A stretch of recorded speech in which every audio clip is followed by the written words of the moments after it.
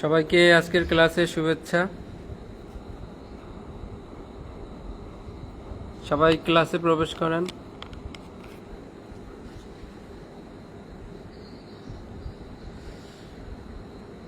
আশা করি সবাই আপনারা ভালো আছেন। গতকাল একটু বিশেষ ডিউটিতে নিয়োজিত থাকার কারণে ক্লাসটা নেওয়া সম্ভব হয় নাই। আমি চেষ্টা করি সবসময় যে প্রতিদিন ক্লাস কন্টিনিউ করার, ইভেন শুক্রবারেও ক্লাস নেওয়ার চেষ্টা করি। আমাদের পরীক্ষা খুবই সন্নিকটে, আমাদের অনেক পড়া বাকি আছে এবং অনেকভাবে পড়া বাকি আছে। সো এভরিবডি আপনারা একটু মনোযোগী হবেন এবং প্রত্যেকে, বিশেষ করে যারা পদোন্নতি পেতে চান, আপনি যদি পদোন্নতি পেতে চান সেইভাবে পড়তে হবে। তো সেজন্য আমাদের কোথাও থামাথামি করা যাবে না, প্রতিদিন নিয়ম করে পড়তে হবে, ফ্রি টাইমে বই পড়তে হবে। আগামী 3 মাস বই পড়বেন, তারপর আপনি মোবাইল টিপেন বা যা কিছু করেন, ইটস নো ম্যাটার। এখন পিআরবি পুলিশ রেজুলেশন অফ বেঙ্গলের আমরা 278 পর্যন্ত পড়েছি। পিআরবির বিধি 278। গত ক্লাসে আমরা গুরুত্বপূর্ণ কিছু পিআরবি পড়েছিলাম। চার্জশিট থেকে এ পর্যন্ত পড়ছিলাম অভিযোগপত্র। চার্জশিট মূলত মামলার আইও যিনি থাকবে তিনি দিবেন, আসামি অর্থাৎ যার বিরুদ্ধে সাক্ষ্য প্রমাণ অপরাধ প্রমাণিত হবে, সাক্ষ্য প্রমাণের মাধ্যমে যার বিরুদ্ধে অপরাধ প্রমাণিত হবে তাকে যেন আদালত শাস্তি দেয়, সেই উদ্দেশ্যে আদালতে চার্জশিট জমা দিতে হবে। মামলার আয়ু দেবে, আদালতে দিবে বিপি ফরম নং 39-এ। চার্জশিটের সাথে যদি পলাতক আসামি থাকে তার সম্পত্তির তালিকা দিতে হবে, যাতে আদালত এই সম্পত্তিগুলো ক্রোক করে, অর্থাৎ ওনার সম্পত্তি ধরে টান দিলে যাতে উনি আদালতে এসে হাজির হয়। এভাবে চার্জশিটে অনেক বিষয় আছে। চার্জশিট দেওয়ার পর মামলার বাদীকে জানাইতে হবে, তারপর চার্জশিটের পিছনের পাতায় লিখতে হবে এই লোক ভালো কিনা, নাকি মন্দ, নাকি ভবঘুরে, নাকি চোর ডাকাত না দস্যু। এই ওভারঅল বিষয়গুলো চার্জশিটে লিখতে হবে। 272 273 ছিল খসড়া মানচিত্র বা স্কেচ ম্যাপ। এটা সব মামলায় দেওয়া হবে না। বড় ধরনের মামলা যেমন খুন, ডাকাতি, দস্যুতা, গুরুতর জখম, মহাসড়কে দস্যুতা, কমপক্ষে 600 টাকা মূল্যের মালামাল যদি চুরি হয়, এই ধরনের মামলায় খসড়া মানচিত্র স্কেচ ম্যাপ, অর্থাৎ ঘটনাস্থলে গিয়ে ঘরবাড়ি, বস্তুসমূহ যা যা কিছু চোখে দেখা যায় সেগুলা অক্ষরের সাহায্যে, আর সাক্ষীদের, প্রত্যক্ষদর্শী সাক্ষীদের অবস্থান নম্বরের সাহায্যে স্কেচ ম্যাপ প্রস্তুত করতে হবে। যে এইখানে ছিল 1 নম্বর সাক্ষী, এইখানে ছিল 2 নম্বর সাক্ষী, আর এইখানে একটা ঘর ছিল, এই ক এইখানে ছিল ঘর, খ এইখানে ছিল পুকুর, গ এইখানে ছিল বড় কাঁঠাল গাছ, এরকম। 274 ME মেমো অব এভিডেন্স, সাক্ষ্যের স্মারকলিপি। এমই কিন্তু সব মামলায় দেওয়া হবে না, স্কেচ ম্যাপের মতো বিশেষ বিশেষ কিছু মামলায়। এটা খুন হতে পারে, ডাকাতি, দস্যুতা, অপহরণ,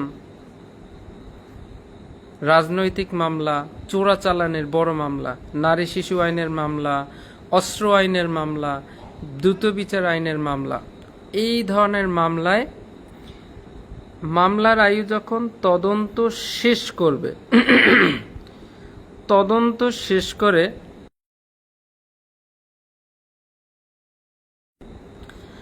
মামলার আয়ু তদন্ত শেষ করে চার্জশিট রেডি করছে, রেডি করার পর যখন জমা দিতে যাবে, চার্জশিট যখন জমা দিবে তখন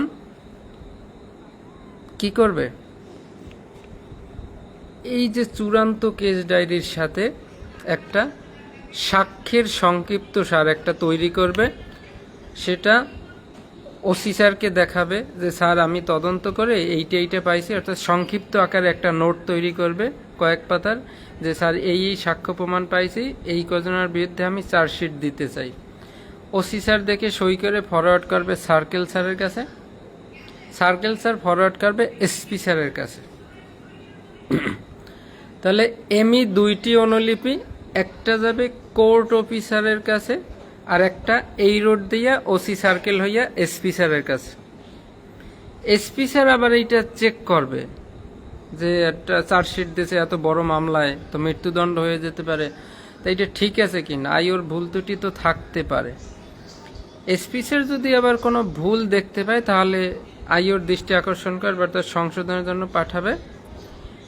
এই জন্য এমিটা কোর্ট অফিসারের কাছে মামলা যেদিন কোর্টে উঠবে তার অন্তত 7 দিন আগে পৌঁছানোর চেষ্টা করতে হবে। যদি ভুল ত্রুটি থাকে তাহলে সংশোধন করা যাবে। এমি হচ্ছে বড় বড় মামলায় চার্জশিট দেওয়ার সময় বা চার্জশিট একদম কোর্টে উঠানোর আগে এইটা ঠিক আছে কিনা এইটা এসপি স্যারের মাধ্যমে কি করা, চেক করাই নেওয়ার জন্য যে নোটটা দেওয়া হয়, এইটাই মূলত এমই বা মেমো অফ এভিডেন্স। একটা কোর্ট অফিসারের কাছে দেওয়া হবে, একটা এসপি স্যারের কাছে দেওয়া হবে। 275 ফাইনাল রিপোর্ট 5 প্রকার। ফাইনাল রিপোর্ট কে দিতে পারে? মামলা তদন্তকারী কর্মকর্তা। মামলা তদন্তকারী কর্মকর্তা চার্জশিট ফাইনাল রিপোর্ট দিতে পারে। বিপি ফরম 42 কার বিরুদ্ধে দেবে? যার বিরুদ্ধে অপরাধ প্রমাণিত হয় নাই, তাকে অব্যাহতি বা মুক্তি প্রদানের জন্য ফাইনাল রিপোর্ট দেওয়া হবে। কার বরাবর দেবে? আদালত বরাবর। BP form 42। ফাইনাল রিপোর্ট 5 প্রকার: সত্য, মিথ্যা, তথ্যগত ভুল, আইনগত ভুল, আমলের অযোগ্য। এভাবে ফাইনাল রিপোর্ট দিতে হবে। প্রত্যেকের কাছে প্রশ্ন, এই মুহূর্তে যারা ক্লাসে আছেন, ফাইনাল রিপোর্ট কয় কপি করতে হবে? ফাইনাল রিপোর্ট কয় কপি করতে হবে? যে আগে উত্তর দিবেন বুঝবো আপনি পড়ালেখা করেন। ফাইনাল রিপোর্ট কত কপি করতে হবে? 1 কপি থানায় রাখতে হবে, আর 2 কপি সার্কেল অফিসে দিয়ে দিতে হবে। সার্কেল স্যারে 1 কপি কোর্ট অফিসারের কাছে পাঠাবেন, আর 1 কপি কেস ডায়েরির সাথে রেখে দিবেন। নেটওয়ার্ক একটু ছিল। 276 ছিল। ফাইনাল রিপোর্ট দেওয়ার পরে ম্যাজিস্ট্রেট এটা গ্রহণ করতে পারে, আর যদি তার কাছে মনে হয় তদন্ত ঠিকমতো হয় নাই, তাহলে আবার রি-ইনভেস্টিগেশনের আদেশ দিতে পারেন। এটা পাওয়ার পর রি-ইনভেস্টিগেশন করে আবার জমা দিতে হবে। 276 অর্থাৎ পুনঃতদন্ত। আর পিআরবি 277 পুনরুজ্জীবিতকরণ। অনেক নেটওয়ার্কে একটু সমস্যা দিচ্ছে। 3 কপি 5 জায়গায় পাঠাতে হবে। রিপা আক্তার, আপনি মনে হয় ভুলে যাচ্ছেন। 5 জায়গায় পাঠানো হয় এজাহারের copy. PRB 246। 3 copy final report 3 copy হবে, তবে 1 কপি থানায় রাখবে, 2 কপি সার্কেল অফিসে পাঠানো হবে। সার্কেল স্যারে ওই 2 কপির 1 কপি সিআই অর্থাৎ কোর্ট ইন্সপেক্টরের কাছে পাঠাবে, আর 1 কপি সিডির সাথে রাখবে। 277 অনেক দিন আগে একটা মামলার চূড়ান্ত ফাইনাল রিপোর্ট দেওয়া হয়েছিল, অর্থাৎ আসামি নির্দোষ এই বলে রিপোর্ট দেওয়া হয়েছিল। তো অনেক দিন পরে এখন নতুন করে তথ্য উঠে আসছে, আলামত পাওয়া যাচ্ছে যে আমরা যার নামে ফাইনাল রিপোর্ট দিয়েছিলাম আসলে উনি দোষী। তখন কি করবে? এই তথ্য বা আলামত পাওয়ার পরে ম্যাজিস্ট্রেটের কাছে আবেদন করবে মামলাটি পুনরুজ্জীবিত করার জন্য। তারপর ওসি স্যারকে বলবে, ওসি স্যারে যাকে তদন্তের দায়িত্ব দেবে সে তদন্ত করবে। যদি অপরাধ প্রমাণ হয়, নেটওয়ার্কে এত সমস্যা হচ্ছে? যদি অপরাধ প্রমাণিত হয় তাহলে চার্জশিট দিবে, অপরাধ প্রমাণিত না হলে সম্পূরক ফাইনাল রিপোর্ট দিবে। আর 278 ছিল তদন্ত শেষে যখন আপনি ফাইনাল রিপোর্ট দিবেন সেটা কিন্তু মামলার বাদীকে জানাতে হবে। চার্জশিট দিলে সেটা মামলার বাদীকে জানাতে হবে পিআরবি 272, ফাইনাল রিপোর্ট দিলে বাদীকে জানাতে হবে 278। আজকে এ হচ্ছে আমাদের গতকালের পড়া।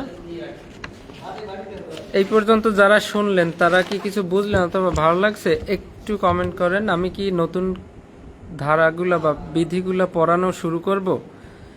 সবাই একটু কমেন্ট করেন। যাদের কমেন্ট করতে কষ্ট হয় তারাও একটু কমেন্ট করেন।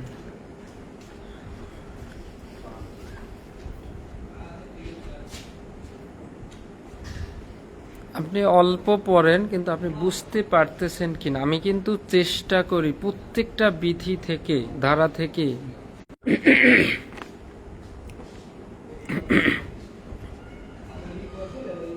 পিআরবি 279,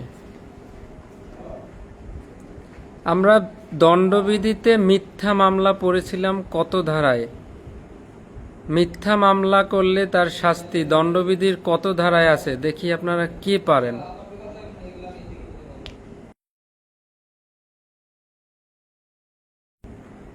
পেনাল কোড অনুযায়ী মিথ্যা মামলা করলে তার শাস্তি কত ধারায় হবে?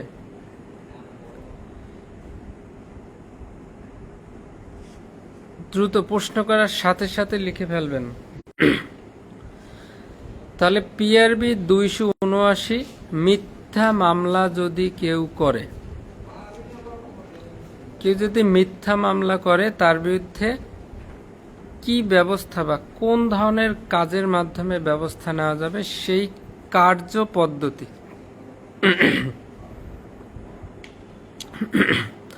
মনে করেন এই যে শম্ভু দাদা পারছে 211, থ্যাংক ইউ সো মাচ, আজকের সবচেয়ে ব্রিলিয়ান্ট শম্ভু দাদা। যদি কেউ মিথ্যা মামলা করে, তদন্তের পরে যদি প্রমাণিত হয় যে মামলাটা মিথ্যা মামলা ছিল, হয়রানি করার জন্য বা মিথ্যা ক্ষতি করার জন্য মামলা করছে, তখন কি করবে? মামলার আইও ফাইনাল রিপোর্ট দিবে। ফাইনাল রিপোর্ট কোন প্রকারের ফাইনাল রিপোর্ট দেবে? সত্য মিথ্যা, তথ্যগত ভুল, আইনগত ভুল, আমলের অযোগ্য, কোনটা দিবে? ফাইনাল রিপোর্ট মিথ্যা, 2 নম্বরের প্রকারটা দিবে ফাইনাল রিপোর্ট মিথ্যা। FRIF, final report intentionally false.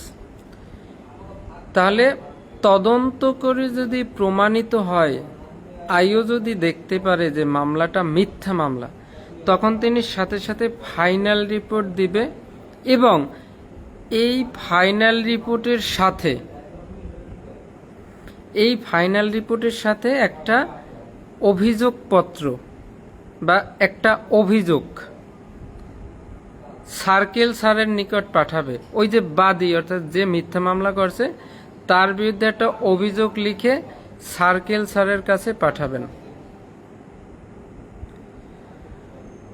তাহলে কাজটা বোঝেন। মামলার আইও যখন তদন্ত করে দেখবে যে মামলাটা মিথ্যা মামলা, তখন মিথ্যা মামলা হইলে ফাইনাল রিপোর্ট দিবে যে মামলাটি মিথ্যা, ফাইনাল রিপোর্ট মিথ্যা। এই রিপোর্টটার সাথে যে মিথ্যা মামলা করছে তার বিরুদ্ধে একটা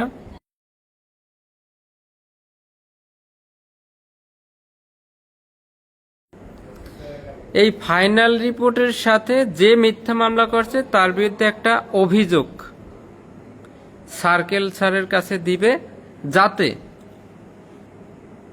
ম্যাজিস্ট্রেট কি করতে পারে? ওই বাদীর বিরুদ্ধে অপরাধ আমলে নিতে পারে। মানে বাদীর বিরুদ্ধে নতুন করে যেন মামলা রুজু করা যায়, সেই জন্য ফাইনাল রিপোর্টের সাথে একটা ওই বাদীর বিরুদ্ধে একটা অভিযোগ, একটা লিখিত অভিযোগ সার্কেল স্যারের কাছে দিবেন। সার্কেল স্যার আবার ওইটা আদালতে ম্যাজিস্ট্রেটের কাছে দিবে, যাতে ম্যাজিস্ট্রেট এইটা অপরাধ আমলে নিতে পারে। তাহলে 279 কথা হচ্ছে, তদন্তে যদি দেখা যায় যে অভিযোগটি ইচ্ছাকৃত, বানোয়াট, বিদ্বেষমূলক বা হয়রানিমূলক বা ক্ষতি সাধনের উদ্দেশ্যে মিথ্যা মামলা করা হয়েছে, ঠিক তখনই যে মিথ্যা মামলা করেছিল তার বিরুদ্ধে নতুন করে মামলা রুজু করা যাবে। তাহলে আপনার কমন সেন্স থাকতে হবে, একটা মামলা কখন আপনি মিথ্যা মামলা বলতে পারবেন, কখন আপনি এই মিথ্যা মামলাকারীর বিরুদ্ধে নতুন করে মামলা করতে পারবেন? কখন? যখন তদন্তে প্রমাণিত হবে যে মামলাটা একটা মিথ্যা মামলা, তখন মূল মামলার ফাইনাল রিপোর্ট দিয়ে যে মিথ্যা মামলা করছে তার বিরুদ্ধে নতুন করে মামলা রুজু করা যাবে। 279 সাথে আসবে পিআরবি 279, সাথে আসবে দণ্ডবিধি বা পেনাল কোড 211। আশা করি এটা আপনারা পারবেন। আর যেখানে তল্লাশি সেখানে 280। তল্লাশি কাকে বলে এটা আমরা পড়ছিলাম কার্যবিধিতে। কার্যবিধির 96, 98, 99 ক 100, 102, 103, 165, 166, পিআরবি 280। এখন পিআরবি 280-তে বলছে তল্লাশিটা আসলে কেমনে হবে। তো ছোট ছোট দুই একটা বিষয় জেনে রাখেন, খুবই ইম্পর্টেন্ট। সকলের কাছে প্রশ্ন, তল্লাশি কার্যে একটা তল্লাশিতে সর্বনিম্ন কতজন সাক্ষী দরকার? দ্রুত অ্যান্সার করেন, সর্বনিম্ন কতজন সাক্ষী দরকার? এখন আপনারা একটু বোঝেন, তল্লাশি পিআরবি 280, তল্লাশিটা কয়ভাবে করা যায়? পরোয়ানা সহ করা যায়, পরোয়ানা ছাড়া করা যায়।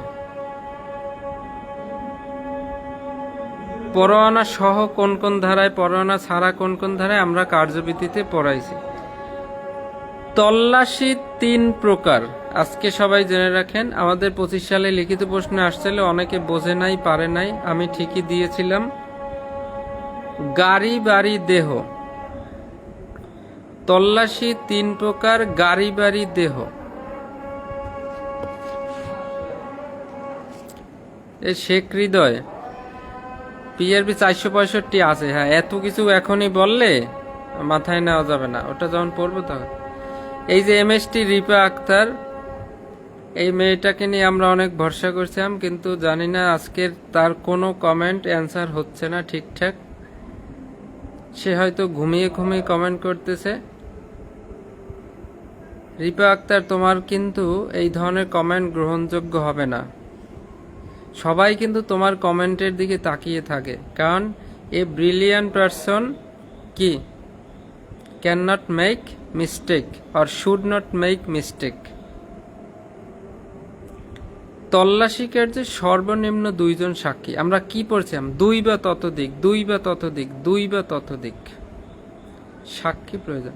তাহলে পরোয়ানা 3 প্রকার, তল্লাশি 3 প্রকার। গাড়ি বাড়ি দেহ, গাড়ি তল্লাশি, বাড়ি তল্লাশি, দেহ তল্লাশি। এই বাড়ি তল্লাশিকে আবার খানা তল্লাশি বলে অনেকে। তো গাড়ি বাড়ি দেহ 2 ভাবে করা যায়, পরোয়ানা সহ, পরোয়ানা ব্যতিরেকে। পিআরবি 280-তে বলছে পরোয়ানা ছাড়া তল্লাশি করা আসলে ঠিক নয়, এটা বেআইনি। একটা তল্লাশি করতে গেলে, মন করেন একজন আর ঘর তল্লাশি করেন, বেটা একটা গাড়ি তল্লাশি করবেন, গাড়িটা তন্ন তন্ন করে সবকিছু খুলে ফিরে, এটা তো বিরক্তিকর। তো এই জন্য আদালতের অনুমতি না নিয়ে পরোয়ানা ছাড়া তল্লাশি করা বেআইনি। তবে শুধুমাত্র 165 সিআরপিসি বা ফৌজদারির 165 ধারা অনুযায়ী বিনা পরোয়ানায় তল্লাশি করা যাবে। তো তল্লাশি কে করতে পারবে? মামলার আইও অথবা ওসি স্যার করতে পারবে। এখন সাক্ষীর ব্যাপারটা জেনে রাখেন, কমপক্ষে 2 জন সাক্ষী থাকতে হবে। তবে এই সাক্ষীর চারিত্রিক বৈশিষ্ট্যটা কেমন হবে? কোনো অবস্থাতেই কোনো মাতাল বা কোনো গুপ্তচর বা সন্দেহজনক লোক, খুনখুনে বুড়া, চলতে পারে না, ফিরতে পারে না, শিশু, এদেরকে সাক্ষী বানানো যাবে না। মোটামুটি স্থানীয় গণ্যমান্য এবং বোধশক্তি সম্পন্ন ভালো মানুষ, তাদেরকে সাক্ষী বানাতে হবে।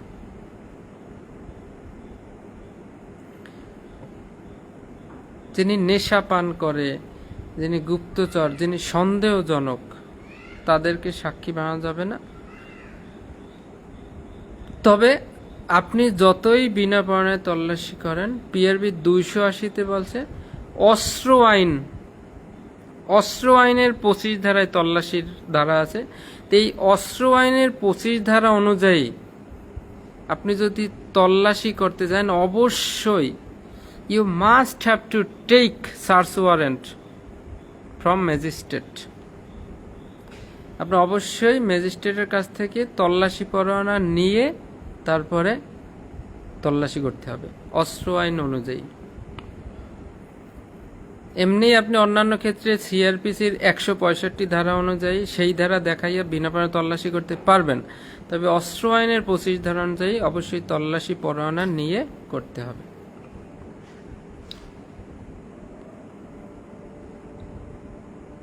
আর দিনের বেলায় তল্লাশি যদি করেন সেটা 280-র উমো, আর অস্ত্র তল্লাশি করলে 280-র ঝ। এখানে কি আছে? ধ্রুবরাজ দাদা আপনি লেখেন, দিনের বেলায় তল্লাশি 280 ক্লোজ উমো, আর অস্ত্র তল্লাশি 280-র ঝ, ঝালকাঠির ঝ। এই দুইটা আপনি এই কমেন্টে লিখে দেন। সবাই চোখ বন্ধ করে এই কমেন্টটা দেখে নেন।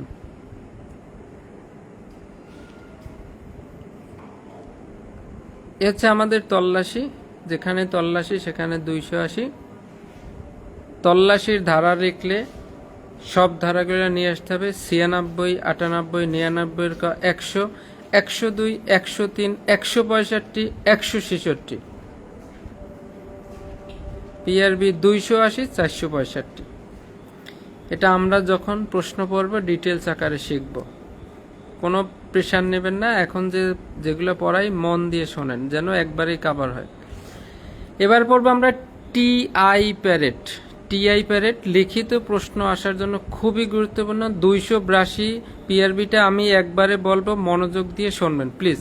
টিআই প্যারেড কি, টিআই প্যারেড কে নিতে পারে, টিআই প্যারেড কিভাবে নিতে পারবে, টিআই প্যারেডের উদ্দেশ্য কি? প্যারেড প্রত্যেকে কমেন্ট করেন, অ্যান্সার করেন। প্যারেড কিন্তু একটা ইংরেজি শব্দ। প্যারেডের বাংলা কি? এবং টিআই, আমাদের পুলিশ ডিপার্টমেন্টে টিআই নামের কিন্তু একটা পদবি আছে, অর্থাৎ র্যাঙ্ক আছে। এটা মূলত ট্রাফিক বিভাগে আছে। সার্জেন্ট থেকে যখন প্রমোশন পায় তখন তাকে কিন্তু বলে টিআই। সার্জেন্ট থেকে প্রমোশন পেলে টিআই। এই টিআই, সেই টিআই এর ফুল মিনিং হচ্ছে ট্রাফিক ইন্সপেক্টর। এই টিআই কে বাংলায় কি বলে? যেমন সাব ইন্সপেক্টরকে বাংলায় বলে উপ পুলিশ পরিদর্শক,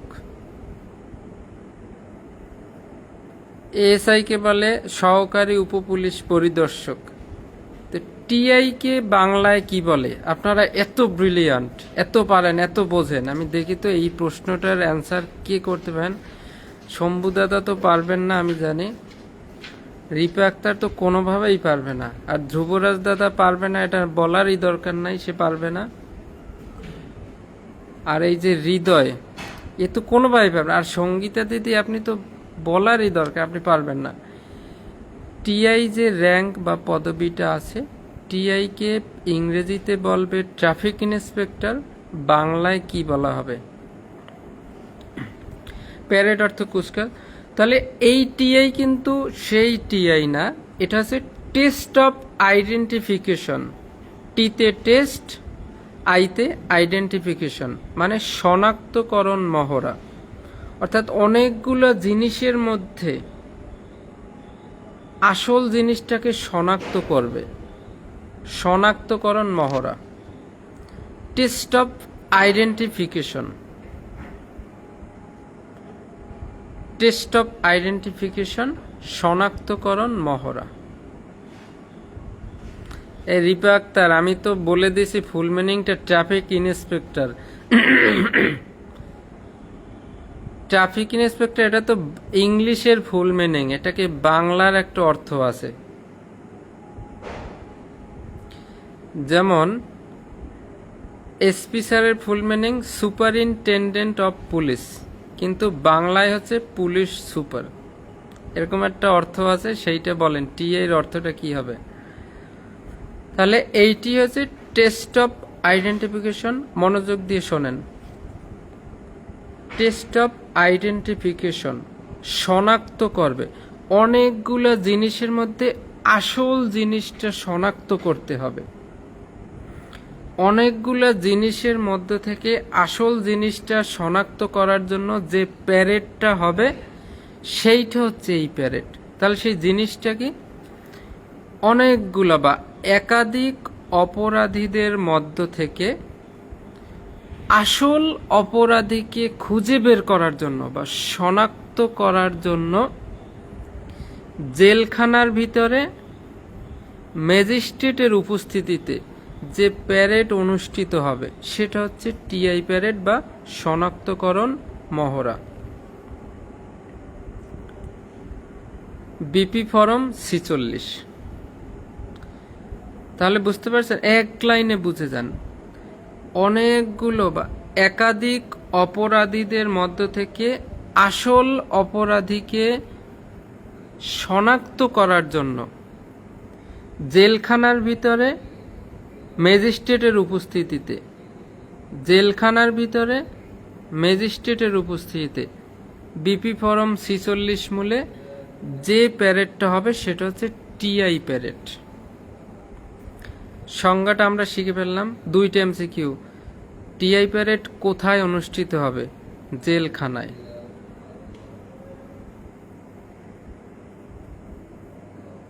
টিআই প্যারেড কোথায় হবে? জেলখানায়। কার উপস্থিতিতে? ম্যাজিস্ট্রেটের উপস্থিতিতে। 2টা এমসিকিউ সবাই নোট করে রাখেন। সংজ্ঞাটা আমরা পাইলাম, এবার ডিটেল শিখব। তার আগে বলে নেই, ট্রাফিক ইন্সপেক্টর টিআই, সার্জেন্ট থেকে পদোন্নতি পেয়ে হয় টিআই, ট্রাফিক ইন্সপেক্টর। ট্রাফিক ইন্সপেক্টরের বাংলা হচ্ছে পুলিশ পরিদর্শক ব্র্যাকেটে শহর ও যানবাহন। পুলিশ পরিদর্শক শহর ও যানবাহন। আপনারা এটা দেখে নিয়েন, খুবই একটা দারুণ একটা বিষয়, আপনারা কেউ জানেন না। আমি মজা করে বলছি আমি অমুক পারবেন না তমুক পারবেন না, যাতে আপনারা পারেন সেইটা দেখান, কিন্তু আসলে পারেন নাই। এটা আমাদের এই জেলা পুলিশ বা এই ধরনের পুলিশের মধ্যে চর্চা নাই, যেহেতু আমরা ট্রাফিকে এখানে কেউ কাজ করি না, সেই জন্য হয়তো যায় না। It's okay. পুলিশ পরিদর্শক শহর ও যানবাহন। তাহলে টিআই প্যারেড একাধিক অপরাধীদের মধ্য থেকে মূল অপরাধীকে শনাক্ত করার জন্য বিপি ফরম 46 জেলখানার ভিতরে ম্যাজিস্ট্রেট উপস্থিতিতে যে প্যারেডটা হবে সেটা হচ্ছে টিআই প্যারেড। শনাক্ত করবেন। তাহলে এটা কিভাবে হবে? টিআই প্যারেডের পদ্ধতি মনে করেন আপনার ঘরে একটা ডাকাতি হয়েছে, এই ডাকাতি করছে অনেকগুলো লোকে, ডাকাতি করছে 5-6 জনে। এখন আপনি মামলা করছেন অজ্ঞাতনামা দিয়ে, সন্দেহভাজন দিয়া। এখন কে কে করছে আপনি তো সঠিক বলতে পারতেছেন না। আপনি যাদেরকে সন্দেহ করেন এরকম অনেকগুলা লোককে এক জায়গায় হাজির করা হবে। হাজির করার পরে আপনাকে একটা পর্দা দিয়ে, পর্দার এই সাইডে একটু ফাঁক, চোখ যাতে যায় সেইভাবে ফাঁকা করে, মানে আপনি তাদেরকে দেখবেন, তারা আপনাকে দেখবে না। আপনি দেখবেন, তারপর আপনাকে বলা হবে দেখেন তো এদের মধ্যে কে। তখন আপনি ওই যে ডাকাতি করার সময় ঘরে তখন কিছু কিছু সাইন আপনি মনে রাখছিলেন, যে লোকটা অনেক লম্বা, বা গায়ের রং কালো, অথবা দাড়ি আছে, অথবা সিলেটের ভাষায় কথা বলছে, অথবা লোকটা ছিল অনেক খাটো, লোকটা ছিল ভালো বডিওয়ালা, অথবা লোকটা ছিল হ্যাংলা। এইভাবে কিছু সাইন সেই অনুযায়ী আপনি শনাক্ত করবেন। তাহলে ঘটনার সাথে সংশ্লিষ্ট সন্দেহজনক ভাজন যারা আছে প্রত্যেকেরে অনেকেরে এইখানে আনা হবে। একজন ম্যাজিস্ট্রেট অথবা একজন সাব রেজিস্ট্রার উপস্থিত থাকবে, এবং মামলায় আগ্রহী নয় 2 জন সম্মানিত ব্যক্তির উপস্থিতিতে এইটা করতে হবে। তাহলে একজন ম্যাজিস্ট্রেট না থাকতে পারলে একজন সাব রেজিস্ট্রার থাকবে, আর 2 জন সম্মানিত লোক এই প্যারেডে উপস্থিত থাকবে। আপনি যদি একজন সন্দেহভাজনের বিরুদ্ধে মামলা করেন তাহলে 8 থেকে 10 জনকে উপস্থিত করতে হবে। আর আপনি যদি একজনের বেশি যদি লোকের বিরুদ্ধে সন্দেহভাজন হয় তাহলে 20 থেকে 30 জন একই পোশাক পরিহিত, এক রকমের পোশাক পরাইয়া একই সাথে মোহর অর্থাৎ হাঁটাইতে হবে বা দাঁড় করাইতে হবে। তাহলে সন্দেহভাজন একজন হইলে 8 থেকে 10 জন হাজির করতে হবে, অর্থাৎ একজন অপরাধীকে খুঁজে বের করতে হবে, তাহলে 8 থেকে 10 জনরে দাঁড় করাতে হবে। আর যদি একের অধিক হয় তাহলে 20 থেকে 30 জন। এমসিকিউ হবে, শনাক্তকরণ মহড়ায় একজন অপরাধী শনাক্তকরণের জন্য কতজনকে একসাথে দাঁড় করাতে হবে? 8 থেকে 10 জন। একাধিক অপরাধীর ক্ষেত্রে 20 থেকে 30 জন। এসব এমসিকিউ মনে রাখবেন। একই সাথে দাঁড় করাতে হবে বা হাঁটাতে হবে।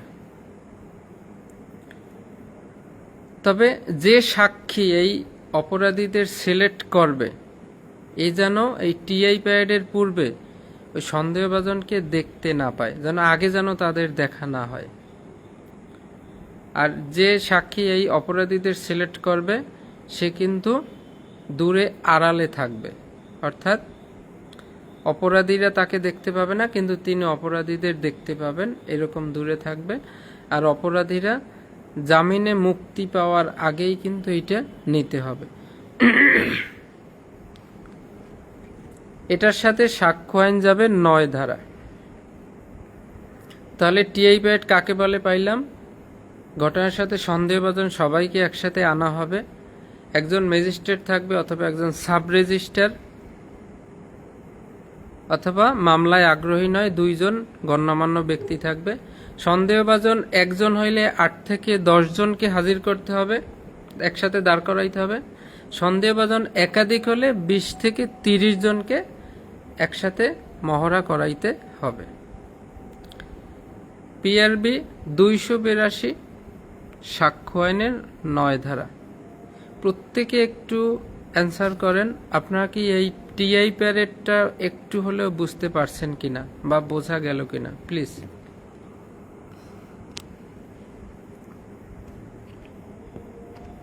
যারা আগে কোনোদিন টিআই প্যারেড পড়েন নাই তারা জেনে রাখেন, শনাক্তকরণ মহড়া মানে অনেকগুলো অপরাধীর মধ্য থেকে মূল অপরাধীকে শনাক্ত করবেন। আপনি পর্দার আড়ালে থেকে জিজ্ঞেস করাবে, এই 1 নাম্বার জন দেখেন তো, না স্যার। 2 নাম্বার জন না, 3 নাম্বার জন না, 4 নাম্বার জন, হ্যাঁ, এই সেই লোক, হ্যাঁ ওর আছে না, হ্যাঁ ওই যে লম্বা লম্বা চুল, ইসের চুল, বাবরি চুল লম্বা, ওদের মায়ে আমাকে ঠেলা দিয়েছিল তখন আমি ওর চুল ধরে ফেলছিলাম, ওর দেখছি আমি লম্বা চুল, এই লোক।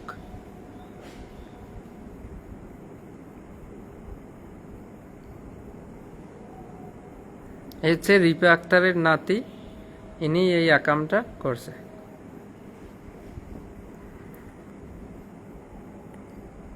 তাহলে পিআরবি 282 সাক্ষ্যয়নের নয়। এখন পিআরবি 285 সাজাপ্রাপ্ত কয়েদিদের সাথে কারাগারে সাক্ষাৎ।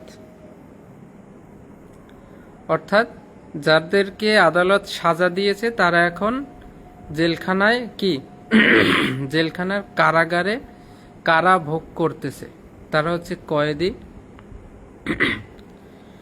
অনেক সময় মনে করেন বড় একটা মামলা হয়েছে, ডাকাতির মামলা, সাব ইন্সপেক্টর বা মামলার আইও কোনোভাবেই ডাকাতদের ধরতে পারতেছে না বা কারা করতে পারে এটা বুঝতে পারতেছে না, বা একটা ট্রিপল মার্ডার হয়েছে, ডাবল মার্ডার হয়েছে। এখন বড় বড় কুখ্যাত যারা অপরাধী, যারা জেল খাটতেছে, তো ওদের কাছে অনেক সময় ইনফরমেশন থাকে যে এই কাম কে করতে পারে, কারণ ওরাও তো এতদিন যে দলের সাথে কাজ করছে, ওরা তো ধরা পড়ে এখন কারাগার ভোগ করতেছে। তো ওদের কাছে সংবাদ থাকে বা ওদের কাছে ধারণা থাকে যে এই কাজ কে করতে পারে। তো সেরকম সাজাপ্রাপ্ত বা এই মুহূর্তে কারাগার ভোগ করতেছে এরকম যদি কয়েদিদের সাথে সাক্ষাৎ করার দরকার হয়, সাব ইন্সপেক্টরের নিচের কেউ সাক্ষাৎ করতে যাইতে পারবে না। এবং এটা কিন্তু অবশ্যই জেলা ম্যাজিস্ট্রেট অথবা তার অনুপস্থিতিতে ভারপ্রাপ্ত ম্যাজিস্ট্রেটের অনুমতি ছাড়া এই সাজাপ্রাপ্ত কয়েদিদের সাথে সাক্ষাৎ করা যাবে না।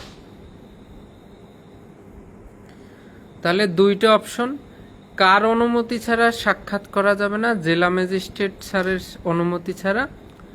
আর কে সর্বনিম্ন কে করতে পারবে? সর্বনিম্ন সাব ইন্সপেক্টর। সাব ইন্সপেক্টরের নিচের কেউ এই সাজাপ্রাপ্ত কয়েদিদের সাথে সাক্ষাৎ করতে পারবে না। পিআরবি 285, বুঝলে বোঝেন, না বুঝলে বোঝেন। এক লাইনের পিআরবি। 286 দণ্ড হ্রাস, মূল্য হ্রাস, মূল্য হ্রাস, মূল্য হ্রাস। মূল্য হ্রাস বলতে কি বোঝেন? একটা জিনিসের যে দাম ছিল, এই যে গতকালকেও যে দাম দিয়ে কিনেছি, আজকে 50% ডিসকাউন্ট, অর্ধেক দাম, এটাকে বলে মূল্য হ্রাস। তাহলে দণ্ড হ্রাসটা কি? আদালত যে দণ্ড দিয়েছিল, একটা লোক মনে করেন মারাত্মক অপরাধে কারাদণ্ড ভোগ করতেছে, এখন ওনার আচার আচরণ খুবই ভালো, কারাগারে বসে খুব শান্তশিষ্ট, পরে আদালত দেখতেছে যে না, লোকটা ভালোই, আর উনি একটু ক্ষমা চাইতে, স্যার আমার একটু দণ্ড কমাই দেন, বা যে কোনো কারণে আদালতের যদি মনে হয়, তাহলে কি করতে পারবে? মনে করেন 10 বছর কারাদণ্ড হয়েছিল, 7 বছর হয়েছে, এখন আদালত বলতেছে ঠিক আছে, তোমার আর 3 বছর দণ্ড ভোগ করা লাগবে না, তোমারে দণ্ড হ্রাস করে মাফ করে দিলাম, ছেড়ে দিলাম। এই দণ্ড হ্রাস যদি করে, তবে অবশ্যই তাকে শর্ত দিয়ে দণ্ড হ্রাস করতে হবে। শর্ত 286-তে বলছে শর্ত দিয়ে দণ্ড হ্রাস করবে, যে ঠিক আছে তোমার 3 বছর জেল খাটা লাগবে না, তবে কিছু শর্ত আছে, তুমি বাড়ি যাইয়ে এই কাজ করতে পারবে না, তাতে নতুন কোনো অপরাধে যুক্ত হতে পারবে না, কোনো খারাপ জায়গায় আড্ডা দিতে পারবে না, এইটা পারবে না, সেইটা পারবে না, থানার ওসিকে না জানাই অন্য জায়গায় গিয়ে বসবাস করতে পারবে না, তুমি অস্ত্র ব্যবহার করতে পারবে না, মারামারি করতে পারবে না। এই তাহলে দণ্ড হ্রাস করলে শর্ত দিয়ে দণ্ড হ্রাস করতে পারবে। এবং এই লোক যদি সেই কারাগার থেকে বের হইয়া যে যে শর্ত দেওয়া হয়েছিল সেই শর্ত যদি লঙ্ঘন করে, তাহলে প্রথমে পুলিশ অফিসার তাকে গ্রেপ্তার করতে পারবে, গ্রেপ্তার করে ওই যে বাকি 3 বছর দণ্ড বাকি ভোগ করে নাই, সেই বাকি দণ্ড ভোগ করতে হবে।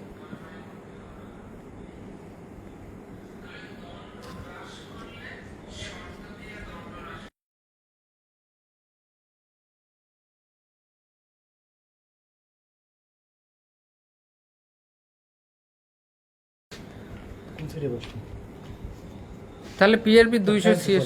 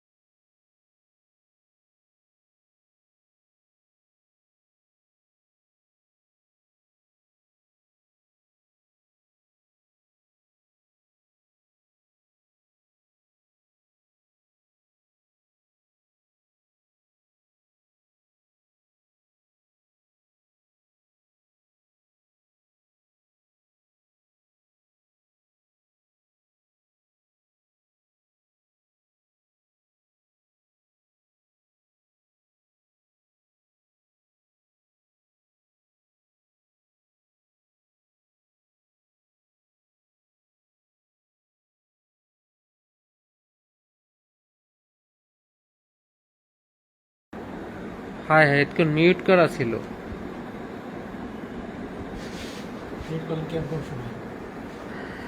তাহলে পিআরবি 286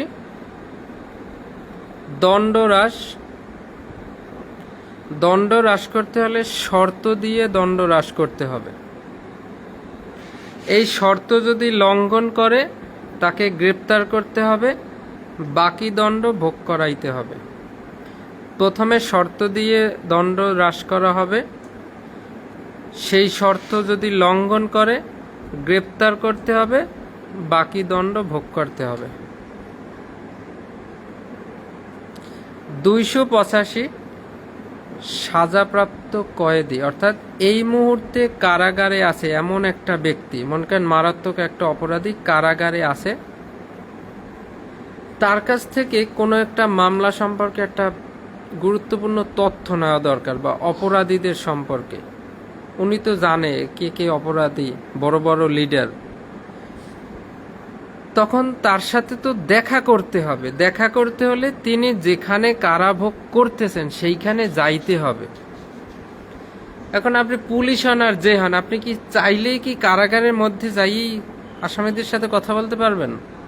এত ক্ষমতা কি আপনার আছে? নো। সেজন্য 285-তে বলছে জেলা ম্যাজিস্ট্রেটের অনুমতি ব্যতীত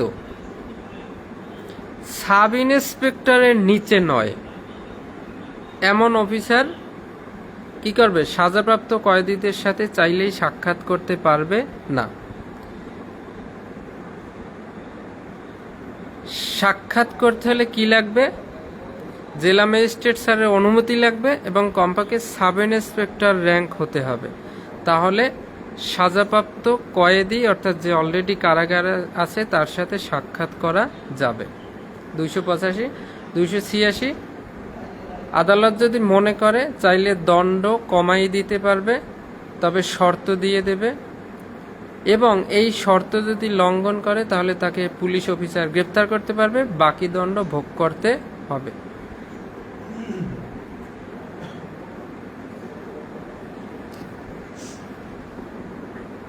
(293) মামলা তদন্তের ক্ষেত্রে সাক্ষী ও তদন্তকারী অফিসারগণের ব্যয়, অর্থাৎ সাক্ষীদের খরচ এবং তদন্তকারী অফিসারের খরচ, এটা পুলিশ সুপার স্যারের আনুষঙ্গিক মঞ্জুরি। এইটা দিয়ে এই কোর্ট থেকে টাকা দেওয়া যাবে। স্লিপ লাগে মানে কি? সঙ্গীতা রয় বলছে স্লিপ লাগে। হ্যাঁ, ওই তো অনুমতিটা মানেই তো স্লিপ। সঙ্গীতা দিদি মনে হয় দেখা করছেন কোনো গুরুত্বপূর্ণ মামলা আসামির সাথে, আপনি যখন তদন্তকারী কর্মকর্তা ছিলেন। অনুমতিটা মানেই স্লিপ। পিআরবি 293, অর্থাৎ পাবলিক যত সাক্ষী যারা আসে সরকারি কর্মচারী বাদে কোনো মামলায় যদি কোনো পাবলিক সাক্ষী দূর থেকে সাক্ষী দিতে আসে, সাক্ষ্য দিতে আসে, তাহলে আদালত যদি মনে করে তাহলে এই সাক্ষীদের যাতায়াত ভাতা এবং খোরাকি ভাতা প্রদানের জন্য আদালত আদেশ দিতে পারে। অর্থাৎ আপনার কাছে একটা মামলা আছে, দূর থেকে একটা সাক্ষী সাক্ষ্য দিতে আসছে, তো আদালত যদি আদেশ দেয় তাহলে তাকে কিন্তু এই তার আসা যাওয়ার ভাড়া এবং খোরাকি ভাতা তাকে দিতে হবে। আদালতে আদেশে এসপি স্যার তার চুক্তিবদ্ধ আনুষঙ্গিক মঞ্জুরি হতে এই টাকাটা প্রদান করবেন সিভিল অর্থাৎ পাবলিক সাক্ষীদের। আর সরকারি কর্মচারী যারা আছে সাক্ষী দিতে যায়, তারা তো টিএ বিল বা ট্রাভেলিং অ্যালাউন্স, টিএডিএ যেটা হোক, এটা কিন্তু পায়। পাবলিকরা তো টিএডিএ পায় না, তো তাদেরকে যদি আদালত মনে করে তাহলে তাদেরকে খোরাকি ভাতা এবং যাতায়াত ভাতা দেওয়ার জন্য আদেশ দিতে পারবে পিআরবি 293। এবং আদালত আদেশ দিলে এসপি স্যার এইটা তার চুক্তিবদ্ধ আনুষঙ্গিক মঞ্জুরি একটা কোড আছে, ওখান থেকে টাকাটা তাদেরকে দিতে পারবে। 293। আজকের লাস্ট দুইটা পিআরবি একদম সহজ, এক লাইনের, সবাই খুব সুন্দরভাবে জেনে রাখেন।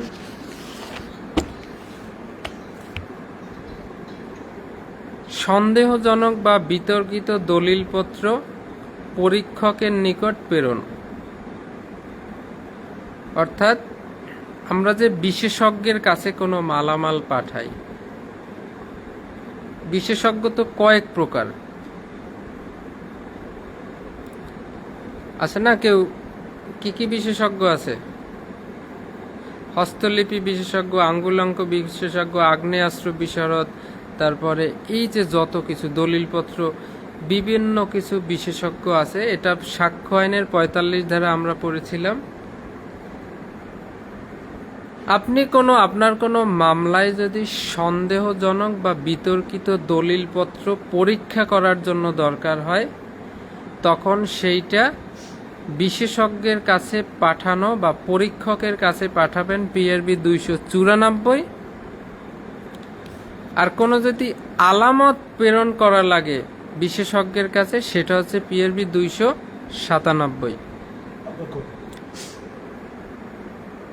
কোনো ডকুমেন্ট, কাগজপত্র, দলিলপত্র নিয়ে যদি সন্দেহভাজন দলিলপত্র সম্পর্কে যদি পরীক্ষকের মতামত প্রয়োজন, মনে করেন একটা দলিলের সিগনেচার, এটা কার হাতের লেখা, বা দলিলের যে লেখাটা কার হাতের লেখা, হস্তলিপি বিশেষজ্ঞের কাছে পাঠাবেন। এই দলিলপত্র যেগুলো আছে, কাগজপত্র, এগুলা মতামতের জন্য পাঠাবেন হচ্ছে 294। আর কোনো আলামত, ভিসেরা যেটাকে বলে, ভিসেরা অনেকে করছেন না, ভিসেরা দেহের কোনো অঙ্গ প্রত্যঙ্গ, কলিজা, এইসব ভিসেরা, অর্থাৎ বিশেষজ্ঞের কাছে মতামতের জন্য পাঠায়, বিষক্রিয়ায় মৃত্যু হয়েছে না কিসে, ভিসেরা যারা চেনেন, বা কোনো আলামত যখন পরীক্ষকের বিশেষজ্ঞের কাছে পাঠানোর দরকার হবে, সেইটা পাঠাবেন 297-তে। কাগজপত্র, দলিলপত্র এইটা পাঠাবেন 94, আলামত পাঠাবেন 97-তে। আপনি শুধু পাঠাবেন, সেই ধারাটা হচ্ছে এইটা। কাগজপত্র সংশ্লিষ্ট যা কিছু পাঠাবেন 294 পিআরবি, আর আলামত পাঠাবেন 297। আর তারা যে মতামতটা দেবে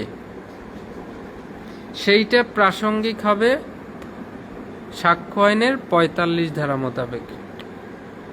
বিশেষজ্ঞের মতামত আদালতে প্রাসঙ্গিক সাক্ষ্য আইনের 45। তাহলে 294-র সাথেও 45 আসবে, 297-র সাথেও 45 আসবে। 294-97-তে আপনি এইটা পাঠাবেন, আর তারা যে রিপোর্টটা দেবে সেইটা প্রাসঙ্গিক হবে সাক্ষ্য আইনের 45 ধারায়। আর মাঝখানে একটা আছে 296। কোনো যদি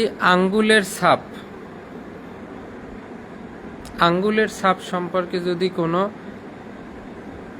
অর্থাৎ এভিডেন্স সংগ্রহ করতে চান, তাহলে অবশ্যই সিআইডির যে আলোকচিত্র শাখা আছে তাদেরকে কাজে লাগাইতে হবে। অর্থাৎ কোনো একটা জায়গায় একটা ডেড বডি পড়ে আছে, ওখানে আঙ্গুলের ছাপ নেওয়া লাগবে, বা কোনো একটা জিনিস থেকে, একটা অস্ত্র থেকে বা একটা যে কোনো কিছু থেকে কার আঙ্গুলের ছাপ আছে, এইটার ক্ষেত্রে থানা পুলিশ কিন্তু আঙ্গুলের ছাপ নিতে পারবে না। 296-তে বলছে এইটা কিন্তু অবশ্যই সিআইডির লোক লাগবে, আলোকচিত্র শাখার। 296 বলছে এখানে কিন্তু অবশ্যই সিআইডির আলোকচিত্র শাখাকে ব্যবহার করতে হবে। তো থানা পুলিশের, কারণ তাদের তো এই নাই, যেমন আপনি যদি গ্রাফাইট, গ্রে পাউডার এগুলো ব্যবহার করা লাগে, সাদা রঙের ক্ষেত্রে গ্রাফাইট আর হচ্ছে অন্যান্য ক্ষেত্রে গ্রে পাউডার ব্যবহার করা লাগে। ওই পাউডার ওর উপর ছিটাই দিলে বা আঙ্গুলের ছাপটা স্পষ্ট হয়ে যায়, অর্থাৎ কার হাতের ছাপ ছিল, তারপর ওটার সাথে তারা ম্যাচ করে। তো এইসব কিন্তু থানা পুলিশের নাই, সেই জন্য 296-তে বলছে অবশ্যই আঙ্গুলের ছাপ সংগ্রহ করতে হলে অবশ্যই সিআইডির আলোকচিত্র শাখাকে ব্যবহার করতে হবে। সঙ্গীতা রয় তিনি লিখছেন, স্যার সাক্ষ্য আইনের ক্লাসগুলো দিয়েন।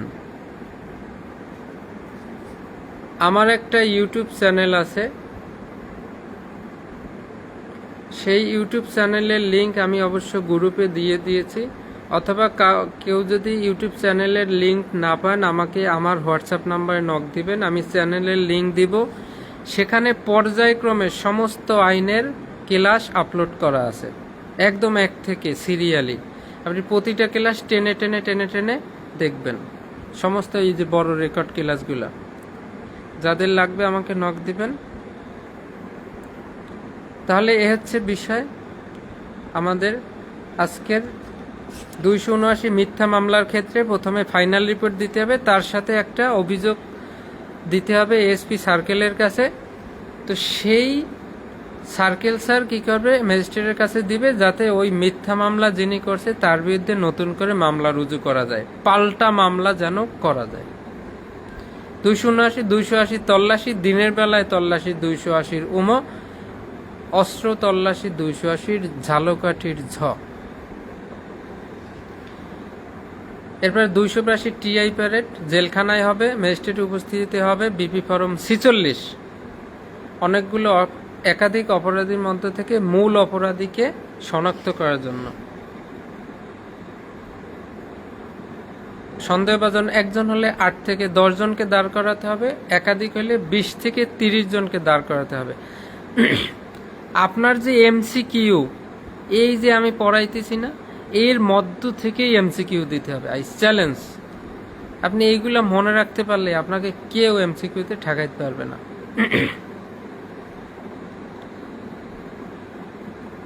তাহলে হচ্ছে টিআই প্যারেড, সাক্ষ্য আইনের নয়। তারপরে 285 সাজাপ্রাপ্ত কয়েদিদের সাথে দেখা করতে হলে জেলা ম্যাজিস্ট্রেটের অনুমতি লাগবে, সাব ইন্সপেক্টরের নিচে হলে হবে না। 286 দণ্ডরাজ শর্ত দিয়ে করবে, শর্ত লঙ্ঘন করলে পুলিশ অফিসার বিনা বারণে গ্রেপ্তার করবে, আর বাকি দণ্ড ভোগ করতে হবে। 293 মামলা তদন্ত ব্যয়। 294-তে কাগজপত্র দলিলাদি বিশেষজ্ঞের কাছে পাঠাবেন, আর 297 আলামত পাঠাবেন। এরাই রিপোর্ট দিলে সেইটা সাক্ষ্য আইনে 45 ধারা মোতাবেক গ্রহণযোগ্য হবে। আর 296 আঙ্গুলের ছাপ নিতে হলে অবশ্যই সিআইডির আলোকচিত্র শাখার সদস্যদের নিয়ে এইটা আঙ্গুলের ছাপ নিতে হবে। এই হচ্ছে বিষয়, আমার ডিউটি যাওয়া লাগবে এখনই। Thank you so much. আমরা অল্প অল্প শিখবো। আগামী ক্লাসে আমন্ত্রণ রইল, সবাই লাইভ ক্লাসে থাকবেন।